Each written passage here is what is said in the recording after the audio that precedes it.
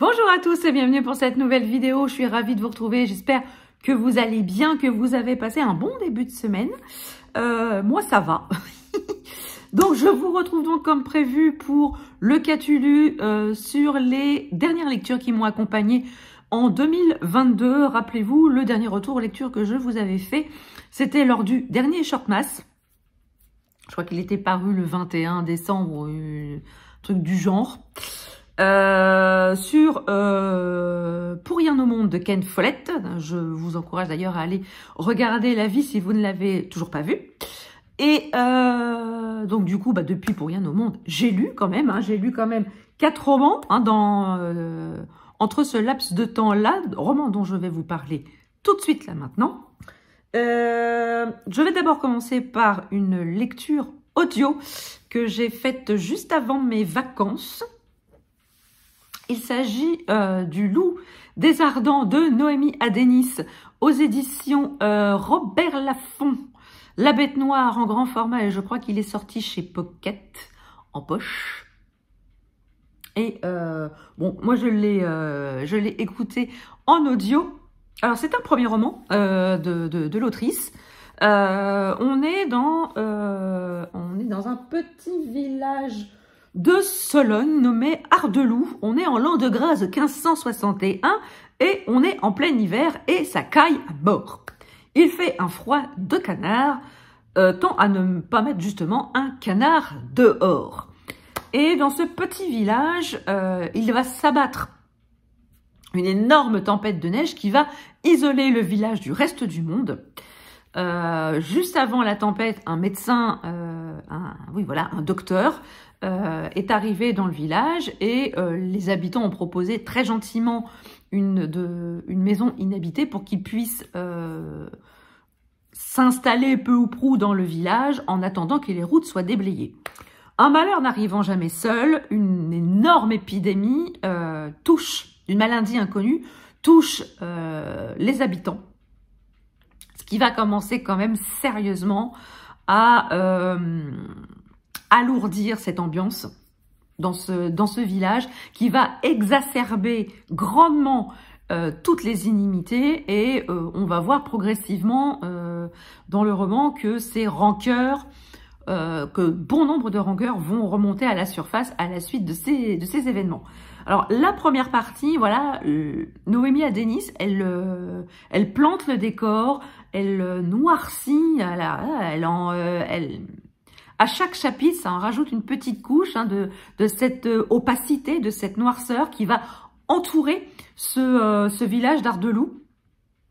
Et on va s'attacher bien évidemment à quelques personnages du village, des personnages emblématiques, et également au personnage du médecin. Et d'une petite fille du village, ils vont avoir un lien d'amitié qui va se créer entre ces deux personnages. Et la deuxième partie, alors là, elle est un peu plus punchy tout de même. Et on rentre un peu, il y a un peu plus d'action, c'est un peu plus rythmé. Bien que ça reste quand même dans cette torpeur, dans cette opacité, comme je vous l'ai dit tout à l'heure. Alors, j'ai compris assez rapidement qui était derrière tout ça. Je l'ai compris assez rapidement. Néanmoins, j'avais pas deviné le pourquoi, le mobile. Mais j'avais deviné qui était derrière tout ça. Néanmoins, j'ai beaucoup aimé le style de l'autrice, cette façon qu'elle a de construire cette ambiance noire, glauque, cette espèce de huis clos dans ce village. Et voilà, tout ce qui peut ressortir de plus mauvais chez les gens quand ils sont obligés de vivre les uns sur les autres. Ça rappelle un petit peu le confinement de 2020, où on était tous chacun chez soi et où la haine de certaines personnes, et toutes les mauvaises ondes de certaines personnes ont été obligées d'être déversées sur les réseaux sociaux étant donné qu'on ne pouvait pas faire autrement. Bon, ça rappelle un peu cette situation. Moi, j'ai bien aimé, j'ai trouvé, j'ai bien aimé mon écoute. J'étais vraiment à fond dedans et j'ai beaucoup aimé le personnage de la petite fille qui a pas eu une enfance facile du tout et les personnages du pêcheur, tous les personnages plus ou moins gentils ont vraiment beaucoup de caractère. Ils sont très très bien campés. Moi j'ai vraiment beaucoup aimé, et je suivrai les autres parutions de cette jeune femme, dont c'était le premier roman, et je crois qu'il a reçu un prix, ce roman-là, le Loup des Ardents. Je crois qu'il a reçu un prix, je ne me rappelle plus lequel d'ailleurs, attendez, je vais peut-être vous le dire. Voilà, le Grand Prix des enquêteurs, prix Polar en série. Franchement, ça, pour un premier roman, ça le vaut vraiment. Et je vous encourage vivement à découvrir La Plume de Noémie Adenis. Ensuite, totalement rien à voir, je suis partie sur Une armée à moi seule d'Anthony Combrexel aux éditions 404. J'avais reçu ce roman dans le cadre d'une opération masse critique de chez Babelio. Je crois que c'était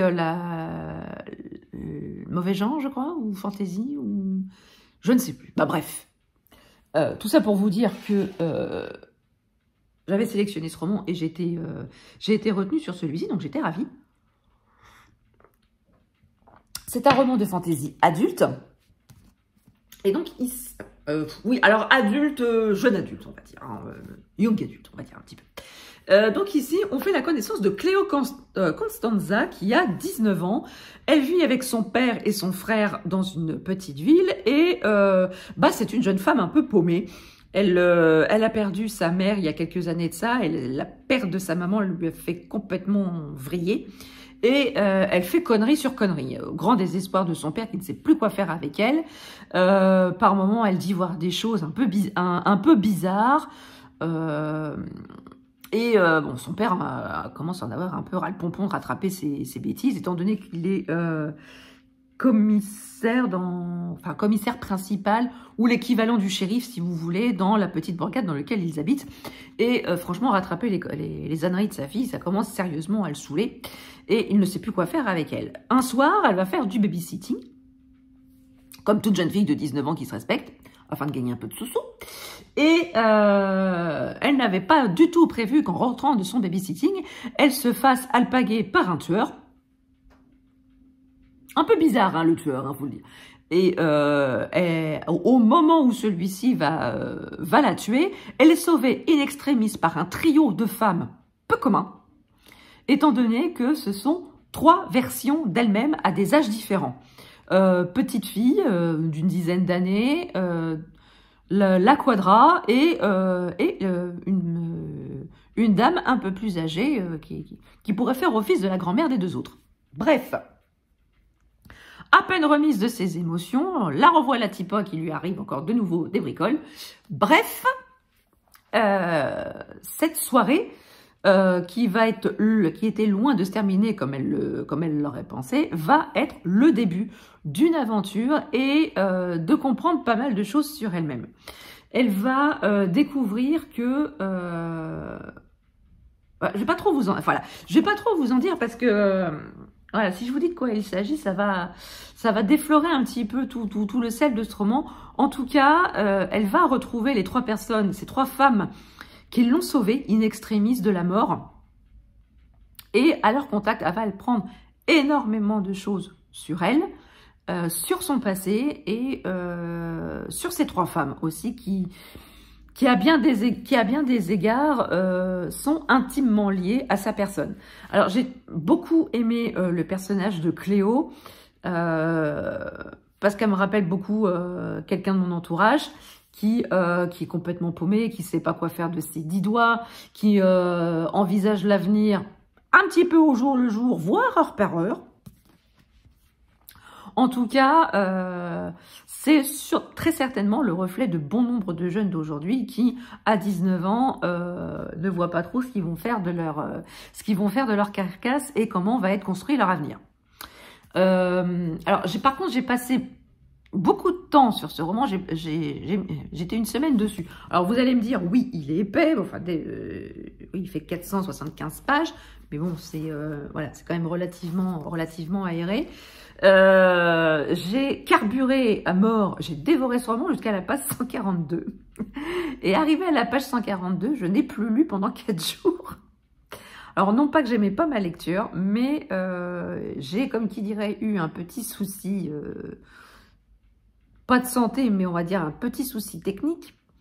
J'ai été dans la capacité, la semaine d'avant les vacances, d'avant Noël, le mardi soir, j'ai fait un malaise juste en rentrant chez moi le soir. Je ne sais pas comment j'ai fait, mais j'ai tenu à ne pas perdre connaissance avant d'être rentrée chez moi. Je ne sais pas comment j'ai fait, me demandez pas.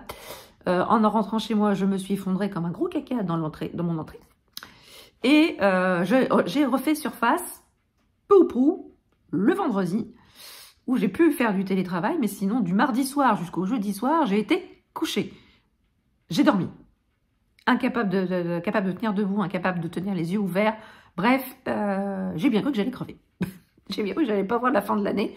Et du coup, alors j'avais le livre à côté de moi, dans le lit, hein, mais j'ai pas lu. Alors non pas que, voilà, non pas que ça me plaisait pas, parce qu'à partir du moment où j'ai à peu près reconnecté mon cerveau à mon corps et mes neurones à mon cerveau, j'ai repris ma lecture et je l'ai fini assez rapidement. Et j'ai vraiment beaucoup aimé ma lecture. J'ai beaucoup aimé la mythologie créée par l'auteur, par Anthony Combrexel. C'était très original. On a peu l'habitude de voir ça dans d'autres romans. Et franchement, c'était rafraîchissant. C'était extrêmement plaisant de découvrir toute une autre mythologie que celle qu'on connaît habituellement. C'était vraiment très très chouette. Ça peut très bien se lire, alors c'est catégorisé young adulte, mais je pense très sincèrement qu'il peut facilement se lire aussi par des adultes. On aura peut-être une autre clé de lecture, mais c'est vraiment très très intéressant. Et si ma mémoire est bonne, il fait partie de la sélection du PLIB dans la catégorie justement jeunesse young adulte. Donc, je ne fais pas partie de ce jury. Moi, j'ai choisi de faire partie du jury adulte cette année. Mais voilà, j'ai eu l'opportunité de le lire. Je l'ai lu, j'en suis ravie. Et je pense qu'il satisfera les amateurs du genre. Voilà. Ensuite, j'ai lu une suite de sagas dont je vous parle assez régulièrement sur la chaîne. Il s'agit de La Malédiction des Dragon's Blood, le tome 6 qui s'intitule Rose et Sortierie, de Anne Robillard, publié aux éditions Michel Lafon. Alors, je vous parle assez souvent de cette série, de cette autrice canadienne, québécoise. Enfin bref, de nos cousins canadiens. De cette autrice que j'avais découvert avec sa saga la plus connue de fantasy jeunesse, Les Chevaliers d'Émeraude, que j'ai surkiffé quand je l'ai lu quoi, il y a une quinzaine d'années. J'adore ça et je remercie grandement les copains qui m'ont poussé à lire cette saga, qu'ils savaient très bien que j'allais aimer et ils ne se sont pas trompés, et quelle ne fut pas ma joie de découvrir qu'elle avait écrite une nouvelle saga adulte, La Malédiction des Dragon's Blood. Donc, je ne vais pas vous faire le résumé du tome 6 parce que c'est un tome 6 et c'est l'avant-dernier de la saga qui compte 7 tomes. Pour rappel, il s'agit de l'histoire de Samuel Anderson qui est musicien. Au début dans le tome 1, on le voit, il est fraîchement divorcé de son épouse, il a perdu la garde de sa fille, il a plus de boulot, il est complètement désœuvré, bref, rien ne va dans sa vie. Et il a donc décidé d'en finir, de se jeter du haut d'un pont et d'en finir. Il trouve que sa fille ne s'en débrouillera que mieux sans l'avoir dans les pattes ni dans sa vie. Et juste avant qu'il ne commette l'irréparable, apparaît un parchemin sur son chemin. Ah oui, apparaît un parchemin. C'est pas Twitter qui est arrivé pour lui balancer un tweet sur la tronche. Il a reçu un parchemin l'informant donc qu'il était héritier d'un château. D'un lointain ancêtre. On lui donne une adresse, il s'y rend et là il bascule dans une autre dimension, tout simplement, dans une autre dimension où il va faire la rencontre. Alors, effectivement, il va bien être dans un château, mais il va faire la rencontre de ses ancêtres, en la personne d'Ulrich Dragonsblot, qui est un viking et qui a eu le malheur de chatouiller un petit peu fortement comment vous dire ça, la susceptibilité d'une sorcierie donc, qui a jeté une malédiction sur Ulrich et tous ses descendants pour se venger. Et dans ce château se trouvent les 45 Dragon's Blood que la sorcière a tués au fil des ans, au fil des siècles. Et Samuel est le numéro 46 et il est donc le seul à pouvoir remonter le temps, si on peut dire, parce que le château est composé d'un long couloir avec 46 portes. Il doit trouver la porte menant à la vie d'Ulrich. Au moment précédent, le moment où Ulrich va contrarier la sorcière et pour cela, du coup, arrêter la malédiction avant qu'elle n'ait lieu. Et pendant les 5 premiers tomes, on voit Samuel qui fait des voyages dans le passé, dans la vie de ses ancêtres. Et on en apprend beaucoup sur ses ancêtres. Il en apprend beaucoup sur lui-même. Et voilà, on arrive quand même dans ce tome 6. On est quand même assez proche de la fin. On en apprend, voilà, on a encore quelques surprises dans ce roman. Mais en tout cas, moi, j'adore ce qu'elle fait, Anne Robillard. Ça se bouffe, elle a un style mais tellement fluide. On peut dire ce qu'on veut. Oui, évidemment, dans les sagas de fantasy jeunesse comme les Chevaliers d'Émeraude, c'était énormissime. Ça se bouffait. Moi, je me rappelle, je m'envoyais en vacances, je pouvais m'envoyer un tome par jour, je pouvais lire un tome par jour, tellement c'était fluide, tellement j'étais immergée dans cette saga. Si vous ne la connaissez pas, franchement, allez-y, même pour vos ados qui veulent découvrir des héros emblématiques, des valeurs fortes comme la loyauté, l'amitié, le sacrifice, allez-y, franchement, c'est une excellente série de fantasy jeunesse. Mais si vous êtes adulte et que vous aimez les sagas d'heroic fantasy, avec des beaux personnages, vous pouvez aussi foncer. Et ici, on est dans un autre registre, mais tout aussi prenant. Et franchement, ça s'est bouffé en 2 jours. Voilà. Enfin, je vais terminer ce qu'as-tu lu des lectures de 2022. Tout est en train de se casser la gueule. Heureusement, ça ne tombe pas de bien haut. J'ai donc terminé l'année 2022 avec Éteignez tout et la lumière s'allume de Marc Lévy aux éditions Robert Laffont. C'est le dernier roman de Marc Lévy qui est sorti au mois de novembre, je crois. Donc je l'ai lu. Alors vous savez que j'adore Marc Lévy, c'est un de mes auteurs préférés. En plus de ça, j'ai eu la chance de le rencontrer au mois de décembre.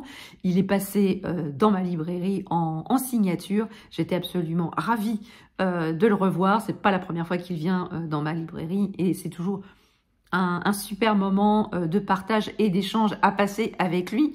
Je crois que mon plus gros coup de cœur de Marc Lévy, c'était vraiment son premier roman. Et si c'était vrai, qui avait été pour moi une révélation. Alors oui, tout le monde... Certains vont dire, oui, Marc Lévy, c'est commercial, blablabla, j'ai plein de bons sentiments. On s'en fout.